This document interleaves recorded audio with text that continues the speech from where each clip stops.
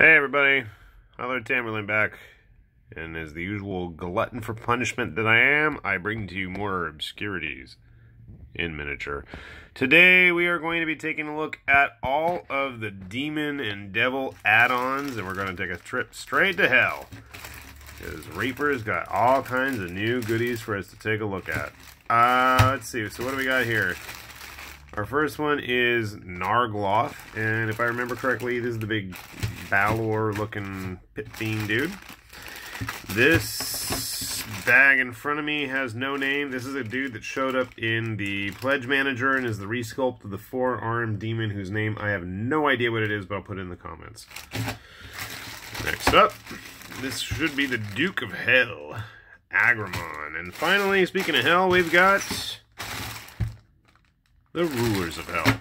I'm gonna just have to go one bag at a time here, so eeny, meeny, miny, mo. Agramon, you're the first one. Congratulations! Let's open them up.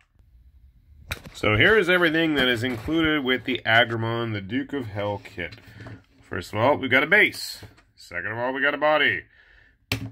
And this seems to be that new Bones material, their Bones Black. And I gotta say, even though it's a little rubbery, look at this. The base actually is flat. I'm pushing down and it's not moving, and it's not like all warped like a record left out in the sun. He is solid. Yay! The wings seem pretty hard too, which is kind of interesting, especially considering they're the same material. They do have a little bit of bend and heft to it, but that's a good thing. I mean, they're still bones after all. Tail, missing leg, other wing, and then this is what I thought really set this set apart. You've got grimacing head with horns, scowling head with horns. So he's got two different head options. We have a kind of volcanic ebony looking blade of some sort, fire in one hand. Here we have a more metal blade. We've got an open hand. I want to say we have a closed fist as well. So there's a couple of different options on how you wanted to build this guy. Heck, if you wanted, you could probably build two completely different looking models out of all these parts. So I'm going to grab some parts. We'll get some clippers, snip them off, and we'll see how he fits together. And I don't think I'm going to glue it yet. I don't know how I want to glue him. So give me a sec. All right, we sort of kind of got our friend put together here. And just to give you a sense, he's very hunched over. I don't know why he's holding his sword like that. It looks really weird. So I'm just going to pull that arm off. I don't like it, and his tail does not want to stay on.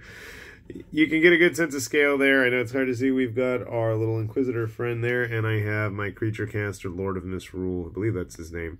It's a Creature Caster model, I know that. Just to get a sense of size. Oh, God. He definitely needs some glue. One thing I'm kind of worried about is the way he's perched on his base here. You can see he has one foot at the very edge, one foot at the very back, and he is leaning over an incredible amount, almost like privateer press levels of lean going on there, as he just cannot fit on his base. So hopefully that's not going to be an issue once he's glued and put together, because I don't like when we get the bones droop where things just fall over. Other than the weird poses on the weapon hands, I mean, everything seems to fit pretty well. The fact that I haven't used any glue, and he was still kind of standing up, not bad. He was pretty cheap, too, during the Kickstarter. Don't know how cheap he'll be during the actual retail costs, but, you know, hey, I'm always up for more Pit Fiends, as he literally just falls to pieces on me. Thanks a lot, Agramon. Alright, why don't we take a look at the next baggie, and I'm going to say Demon with no name. Let's see what's in your bag, and I hope to God that I do not get all these parts confused, because I'm sure that's going to happen.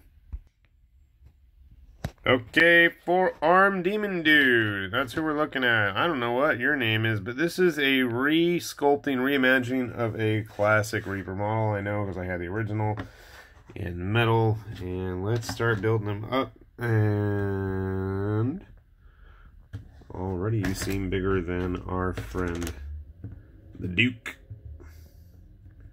The Rockin' Duke. Maybe not. Alright, this is getting kind of hard to do one-handed while I wait for my new tripod to come in the mail. Oh, screw it. I'm just going to pause this. Let's build him for reals, okay? Hold on. Alright, here is our big Forearm Demon dude, and we got the Duke kind of propping him up here. He is definitely, size-wise, a major improvement over the original. This dude is rocking. What's interesting is his wings actually feel like a little bit thicker material than the rest of his body as I start the chain reaction of everything falling off. I didn't include his tail because it just felt like everything was going to be leaning far too back. But yeah, he's got a lot of presence on the table. I mean, honestly, he gives my creature caster there a run for the money, which is always a good thing. But then again, the creature caster model's a heck of a lot more expensive versus the Bones dude. So we'll see if he can stay together, hopefully. I'll try to get the Duke in the picture as well. Here, you know what we'll do? We'll just push you up to the back. Nope. Alright, give me a second. Then we're going to grab our next contestant, which is the big Pit Fiend Balrog looking Narglauth, whose name doesn't want to get it. There we go. Narglauth. He's our next victim. And here's Narglauth. We've got his base. Most exciting. Wish there was some skulls there. Legs. Chainmail armor is nice. Head. Very Balrog looking. And like any good Balrog, we've got a flaming sword and a whip. Coincidence? I think not. Armored torso.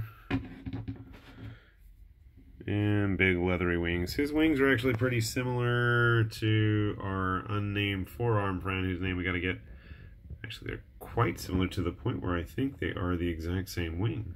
They might be. Interesting. They look pretty similar, don't they? Huh. I want to say Tim Hill sculpted these. I kind of remember seeing something on ArtStation about it. I could be wrong, but I'm pretty sure. Anyway, why don't we take a look and see how he looks compared to his buddies hanging out here. So my friend Narglauth here does not want to really cooperate staying together. At least without the glue. So he does share a lot of similarities with our friend back here with the forearms. But despite that, so like check a look at his textures on his neck versus our friend over here. I mean, very similar. Similar heads even. Are they the same heads?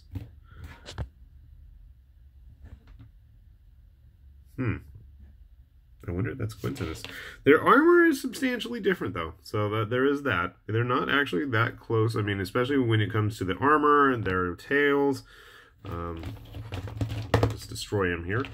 Here's one tail. And here's the other tail. So interesting, they're very similar models, but they are a little bit different. So keep that in mind if you start hunting for demons online. They're very close in style, but they are very different. His swords didn't want to go in his hand, but he does have a flaming sword and the typical whip. So if you need a Balrog or a Bloodthirster, he might be a nice, easy stand-in. And he's quite big, so, you know, I don't have the new modern GW Bloodthirster, so I don't know if I really can give you a good comparison. Good God, look at my table. It's just covered in parts. And we're not even done yet. Oh, God. So, I'll push him out of the way, and I'll just grab all his parts and throw them in a giant pile. And here's the hand for the whip. And time for the Rulers of Hell. Let's see what's in there. So inside the first bag, we have more bags. This one has a lot of stuff, big wings. This one has less stuff. I don't know why, but I'm going to assume this is the male. That's the female. Let's open both of them up, and we'll just go through them then. So as expected, the bigger bag was in fact the male. We have his sword and his scabbard. Ooh, those are the bones I know and love. Look at that. That's okay. It's not a big deal to fix. And for being in hell, he's got a nice cobblestone base. Very demonic looking head. Very regal. Loincloth with another blade. Hand, tail, and big, fat, thick, thick, like swole wings. I'm worried these are going to knock him over. Let's see if I can actually attempt to put him together without any glue. I don't think it's going to happen, but hey, why not, right? So here's our Ruler of Hell without his giant, and I mean giant wings. I really liked the design, and I'm quite happy with how the sculpt turned out. That staff is going to need to get fixed. obviously, but he's got a lot of detail going on. I really like his sword. I'm a sucker for guys and models that have swords hanging in scabbards. I really am. I am afraid if I try to plug these in, it's just going to make him go topside. Let's see if I can do it. Hold on. So, he completely fell apart after I tried playing with the wings. Now, this is the female model, and again, we have these giant, massively thick wings. And I hope, even with some glue, that it's actually going to stay together. I'm quite worried. So, the female seems to be a little bit on the smaller side compared to our male. I mean, I don't know if demons have genders even, but, you know, whatever. A little bit smaller. She's got her horns as separate pieces. Tail over here. I don't know what the extra stuff. Oh, interesting. Looks like her tail is wrapped around a scabbard. Okay. Yeah.